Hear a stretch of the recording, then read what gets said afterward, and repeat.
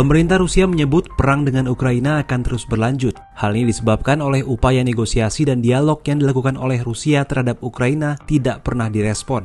Campur tangan Amerika Serikat dan Uni Eropa disebut-sebut menjadi penghalang perdamaian kedua negara. Hal itu mengemuka dalam pengarahan media di kantor Kedutaan Besar Rusia di Indonesia, Rabu 8 Juni 2022. Duta Besar Rusia untuk Indonesia, Lyudmila Vorobieva menjelaskan, Ukraina menolak untuk bernegosiasi dengan Rusia. Padahal Rusia sedang mempertimbangkan proposal negosiasi yang pernah diajukan Ukraina. Kini upaya itu tidak lagi direspon Kiev. Lyudmila menambahkan pihaknya percaya bahwa kegagalan negosiasi selama ini karena Ukraina hanya mengikuti saran dan kemauan Amerika Serikat, Uni Eropa, maupun aliansi lainnya. But unfortunately for the last month we don't see any intention from the Ukrainian side to engage in dialogue with Russia. And as our minister said, we have every reason to believe Ukraine is fulfilling the will of the United States and their allies. And the West is pushing Ukraine deeper into the crisis, and they are nurturing a very dangerous illusion in the Ukrainian government, the Ukrainian leadership that they can win in a military way. Selain itu, Rusia juga tidak mau disalahkan atas krisis pangan yang terjadi di dunia. Lyudmila menyebut operasi militer yang dilakukan Rusia di Ukraina tidak memperburuk krisis pangan dunia. Menurutnya, krisis pangan sudah diingatkan PBB 2 tahun sebelum operasi militer saat pandemi COVID-19 menyerang.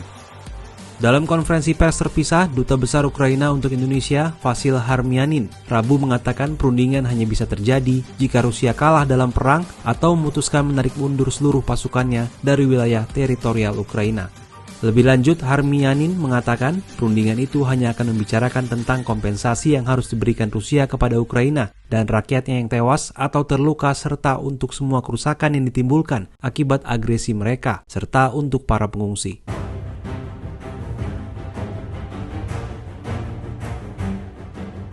Ia mengklaim selama lebih dari 100 hari sejak serangan pertama militer Rusia ke Ukraina, Rusia membuktikan mereka tidak bisa dan tak mau melakukan perundingan apapun. Serangan militer Rusia ke Ukraina yang telah membumi hanguskan banyak kota nyaris tidak pernah berhenti. Do we want negotiations? Of course we do, from the first day. And do we want them now? Of course we do. We want peace and security on my land.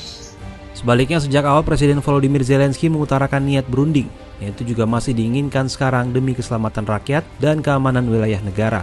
Harmiani menyatakan perang yang semakin panjang dan tidak jelas kapan berakhirnya akan memberikan dampak negatif tidak hanya bagi Ukraina, tetapi juga dunia.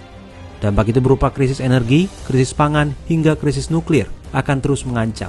Sayangnya, situasi ini akan berlangsung lama.